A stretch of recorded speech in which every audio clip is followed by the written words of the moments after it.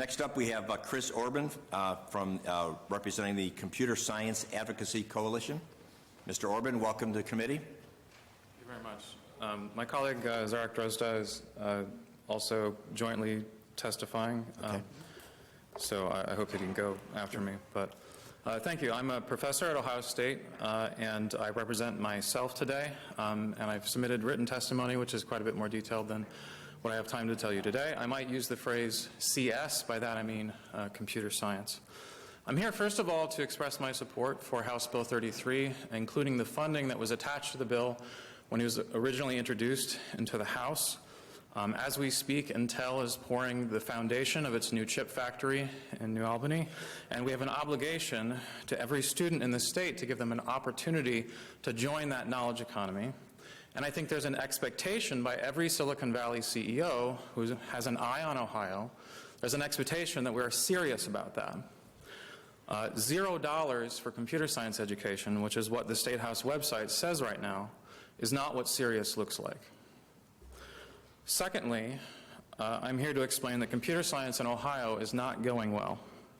For every 100 high school students in our state, on average, less than 4 of them took computer science in the last year.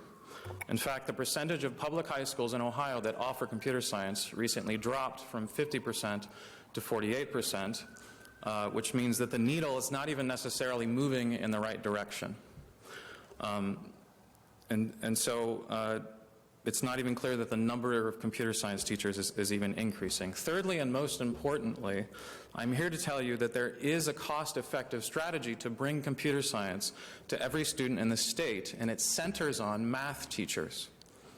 Every student has a math teacher, and Ohio is already a national leader in integrating computer science into high school mathematics, and my colleague Zarek Drozda has flown here from Chicago to follow on that.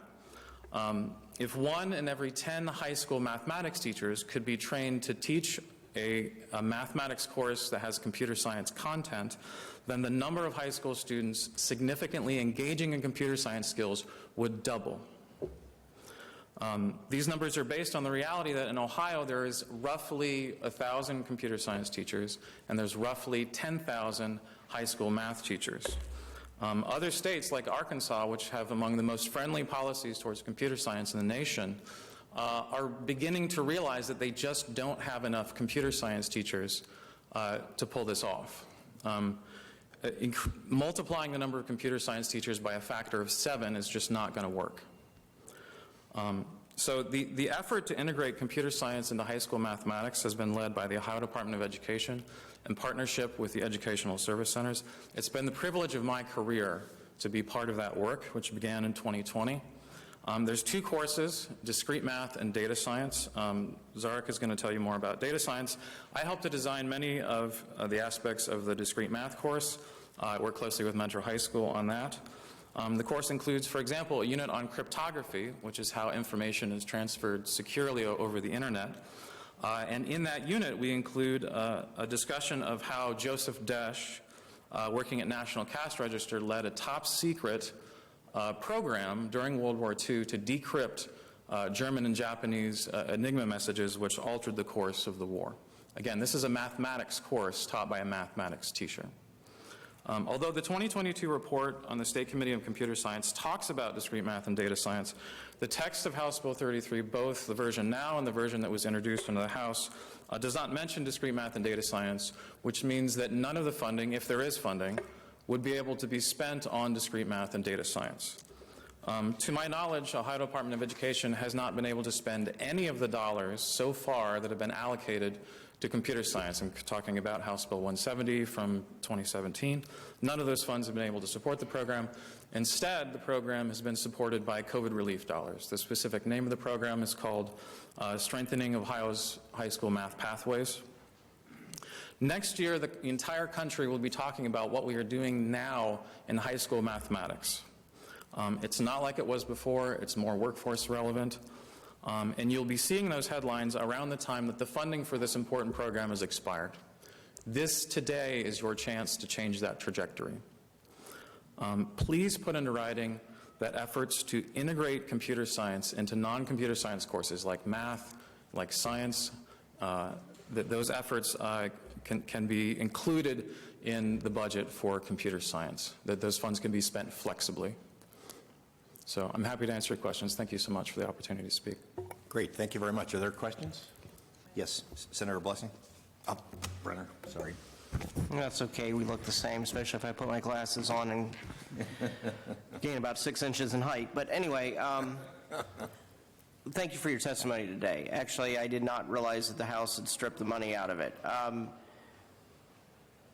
Yeah, I guess where are we today since computer science-wise compared to where we were maybe 20 years ago or even 30 years ago? Are we heading in the right direction, heading in the wrong direction? And what do you think it would take to get us to the point where, we can meet an Intel or any other technology company that's coming into Ohio? And how does that relate maybe to artificial intelligence as well? Right. So in the discrete math course I described, there is a brief section on artificial intelligence. But can I talk about House Bill 170 from 2017 and some of the numbers about that? So in 2017, so earlier I told you that 3.5 students out of every 100 in Ohio currently took computer science in the last year. In 2017, according to my best estimate, I think it was about 3. So in 5 years, 6 years, with a couple $1 million of state investment, the numbers haven't changed as much as we would like. The number we want to try to hit is not necessarily 100% of students taking computer science every year, but if we can hit 25%, then that would allow every student to take computer science before they graduated high school, which is sort of like the CS graduation requirement, which is not in the bill, but that's a goal that we want to try to work for. So my concern is that in 6 years, we've gone from 3 to 3.6%. Which suggests that it's going to take more than a decade to get to the point where I think Intel and Meta and Amazon would like us to get to. And I think part of the reason it's going so slow is that we're not utilizing our math teachers and our science teachers and teachers of other subjects. Okay. Any other questions? Yes, Senator Reynolds. Thank you, Mr. Chair. Thank you so much for your testimony, and I definitely agree with you that it is timely that we prepare our students for the jobs that are here. And computers, of course, and technology is the way that we are to go. My question stems around, are you advocating that we change our curriculum with respect to math, or are we adding to it in regard to adding computer science courses? You said integrate. So what does that look like in terms of integrating it into our current math curriculum, or are we adding to the number of courses that our students will be taking if we were to do this?